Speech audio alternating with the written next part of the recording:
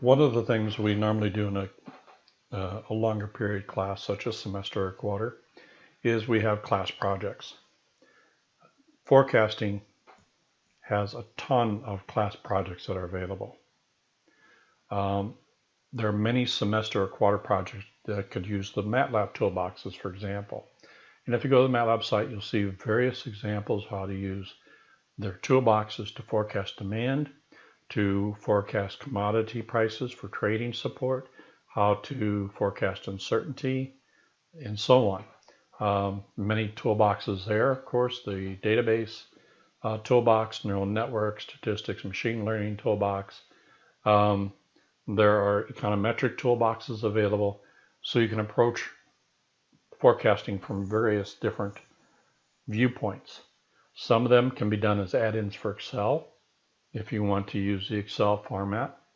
Of course, the neural network toolbox is another approach that we'll get into more later on. And there are unique tools developed within the energy industry, such as Petrol by Schlumberger, that is of key use to forecasting oil and natural gas use. Another set of tools that are becoming very interesting and very supportive for those who are interested in this area, the Python tools based upon the Python language.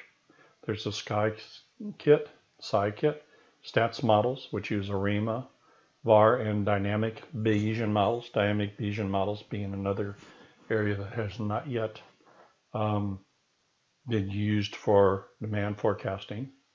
Of course, we can use the Panda system for data.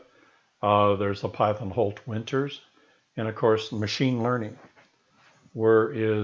now we're going to learn how to dissect the various components of the forecast. Python, so scikit econometrics, there's the econometrics toolbox, the Neural Labs, Pioneer Jena, the GARCH, supervised learning, Bayesian analysis, and support vector machines that have been developed based on those who have forecasting interest in those areas and the interest of researching and providing the tools with Python in these areas. What's the whole bottom line of forecasting? Forecasting is a dangerous art because forecasts become the focus for a company, it becomes the focus for capital budgeting and all the money that could be developed both by companies and governments. Forecasts mentally limit the range of actions planned because we plan only for those things we expect to occur. Unfortunately, this doesn't always happen. When we present the short to long-term future is already being determined, as with forecasting, we tend to put some blinders on and can be caught off guard. There's many good quotes about forecasting and planning. Eisenhower said the best made plan is useless, but planning is indispensable. In terms of World War II events he was involved in, nothing went by the plan that they originally done, but because of the planning they had done, they were able to adapt. And there's some very off-the-cuff humorous ones like Galbraith, the only function of economic forecasting is to make astrology look respectable. Cascio, future forecasting is about testing strategies. It's like a wind tunnel. Ritholtz, never get the simple truism. Forecasting is marketing, plain and simple. Naisbitt said the most reliable way to forecast the future is to try to understand the present. Some rather good words, really.